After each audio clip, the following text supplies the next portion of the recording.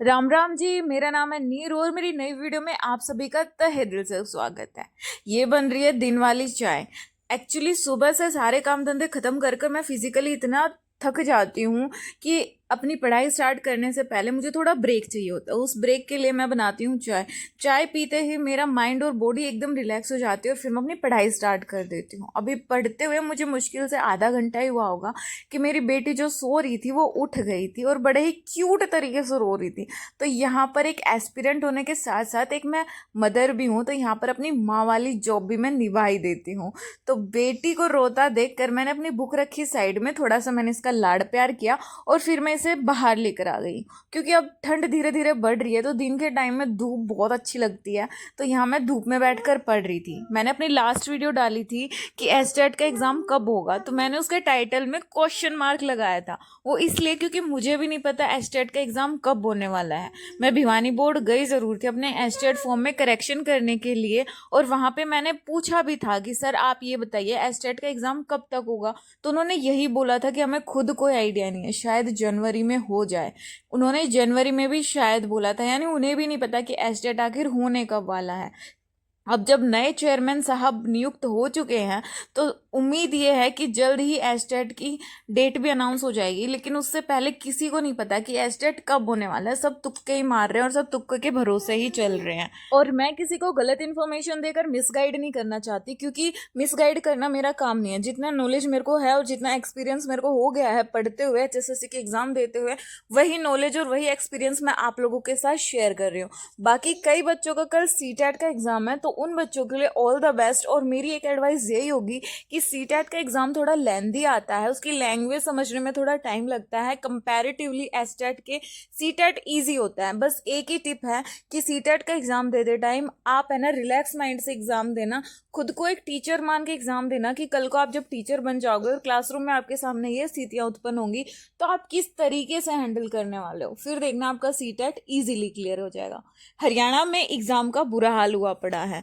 अभी सीईटी भी होने वाला था, लेकिन अभी तक कोई डेट अनाउंस नहीं हुआ, फॉर्म फिलअप की कोई खबर नहीं है। और ऊपर से जो 4 गुना वाला सिस्टम था उसे सरकार अब 10 गुना वाला करने वाली है, यानी सीईटी क्वालिफाई होने के कोई चांसेस नजर नहीं आ रहे।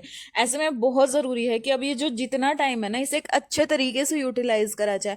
पता है एस्टेट के चक्कर में बहुत ज़्यादा बच्चे डिमोटिवेट होकर बैठे हैं कि एग्ज़ाम का कोई अता पता नहीं है। लेकिन एक बात बताऊँ, यही बेस्ट तैयारी है। आप सीटेट देने के बाद एस्टेट के साथ सीईटी भी साथ साथ प्रिपेयर कर सकते हो, मतलब दोनों एग्जाम की प्रिपरेशन साथ साथ हो सकती है। तैयारी करते टाइम हम सबसे बड़ी मिस्टेक यही करते हैं कि हम एग्जाम को फोकस करके चलते हैं कि मैं फलाना एग्जाम के लिए प्रिपेयर कर रही हूँ और बीच में अगर कोई और एग्जाम हो गया तो मैं उसकी तैयारी मेरी थी नहीं तो मुझसे क्रैक नहीं हो पाएगा। यही हमारी सबसे बड़ी मिस्टेक होती है। मोस्टली जो एग्जाम्स होते हैं उनमें सब्जेक्ट आप देखना, सब्जेक्ट सेम होता है, थोड़ा क्वेश्चन पूछने का तरीका अलग हो जाता है। वो आप पीवाईक्यूज देख के आइडिया लगा सकते हैं कि एक पर्टिकुलर एग्जाम में किस टाइप के क्वेश्चन पूछे जाते हैं। अगर आपको 2025 में सफल होना है, नौकरी लेनी है, तो आपको है ना एक पर्टिकुलर एग्जाम के पीछे भागने से बढ़िया एक सब्जेक्ट पकड़ लीजिए और सब्जेक्ट के पीछे भागिए। मतलब ये मत सोचिए कि मैं एस्टेट के लिए पढ़ रहा हूँ, आप ये सोचिए कि मुझे 2025 में नौकरी लेनी ही है और फिर अपना सब्जेक्ट स्ट्रॉन्ग बने, अपने सब्जेक्ट की तैयारी कीजिए। देखो हिंदी, इंग्लिश, मैथ, रीजनिंग ये कॉमन है, हरियाणा जी के कॉमन है। आप इन्हें पकड़कर इनकी अपनी 100% तैयारी कीजिए। एस्टेट के साथ साथ आपकी सीईटी की तैयारी भी आराम से हो जाएगी। और अगर आप ये सोच रहे हो ना कि एस्टेट कंप्लीट होने के बाद में सीईटी की तैयारी स्टार्ट करूंगा, तो मेरे हिसाब से आप बहुत गलत डायरेक्शन में जा रहे हो। आपको अभी अपनी डायरेक्शन चेंज करने की ज़रूरत है, क्योंकि पढ़ाई करना एक स्मार्ट स्ट्रेटेजी फॉलो करने जैसा है। अगर आप यूं ही गधों की तरह मेहनत करते रहोगे, इतना सारा वर्कलोड लेकर पढ़ोगे तो कुछ भी नहीं हो पाएगा। आपको एक स्मार्ट स्ट्रेटेजी फॉलो करनी पड़ेगी। एक पर्टिकुलर एग्जाम को पकड़ लेने की बजाय आप अपने सब्जेक्ट्स को स्ट्रॉन्ग बनाइए, क्योंकि कॉम्पिटिटिव एग्जाम में मोस्टली वही सब्जेक्ट्स होते हैं। थोड़ा पीवाईक्यूज देखकर जब एग्ज़ाम डेट अनाउंस हो जाए तो आप थोड़ा अपना PYQs देकर आइडिया लगा सकते हैं कि किस टाइप के क्वेश्चन पूछे जाते हैं, और फिर आप PYQ लगाइए, प्रैक्टिस सेट लगाइए, इस तरीके से अपने एग्ज़ाम की तैयारी कीजिए। फिर देखना आपका एस्टेट CET ज़रूर क्लियर होगा। फिलहाल तो CTET के लिए ऑल द बेस्ट, अच्छे से एग्ज़ाम देकर आना। और मेरे जैसी जो हाउसवाइफ है वो अपना पढ़ाई में काम मैनेज करते हुए, बच्चों को मैनेज करते हुए पढ़ाई कर रही है, उनके लिए थोड़ा मुश्किल टास्क हो सकता है, क्योंकि एस्टेट का सब इतने दिनों से प्रिपरेशन कर रहे हैं। अब अचानक से CET की तरफ टर्न लेना बहुत मुश्किल हो सकता है, लेकिन यही बेस्ट टाइम है, क्योंकि कोई चांस नज़र नहीं आ रहा है CET क्वालिफाई होने का। और फिर वही दिमाग में वही फ्रस्ट्रेशन रह जाती है कि थोड़ा सा और पढ़ लेते हैं, और जो 1-2 नंबर से रह जाते हैं ना मेरे जैसे बच्चे, उनका फ्रस्ट्रेशन लेवल तो बहुत हाई होता है। तो एस्टेट के साथ अपनी CET की तैयारी अभी से आरंभ कर दीजिए, क्योंकि कोई भरोसा नहीं है सरकार का। क्या पता ये 4 गुना ही रखे, क्या पता ये 10 गुना कर दे। क्वालिफाई होने के तो अभी कोई चांस नज़र नहीं आ रहे। साथ में मेरे बेटे के चल रहे हैं एग्ज़ाम, तो मेरी पढ़ाई के साथ साथ इसकी पढ़ाई करना भी बहुत ज़्यादा ज़रूरी है। वैसे मैं इसको सेल्फ स्टडी करने के लिए मोटिवेट करती हूँ, लेकिन जब अभी इसके एग्ज़ाम चल रहे हैं तो कुछ इसके डाउट्स हैं जो मैं इसे क्लियर कराने में इसकी हेल्प कर रही हूँ। इसको सब कुछ लर्न कराने के बाद, सबको समझाने के बाद, मैं घर पर इसका एक छोटा सा टेस्ट ज़रूर ले लेती हूँ। क्योंकि होता ये है कि जो ये इनकी छोटी क्लास है ना, तो बच्चे सुना तो इजीली देते हैं वर्बली, लेकिन लिखने में मिस्टेक करते हैं। इसीलिए आप अपने बच्चों को जब भी पढ़ाए ना, तो पढ़ाने के बाद उनका एक छोटा सा टेस्ट लेकर ज़रूर देख लीजिएगा।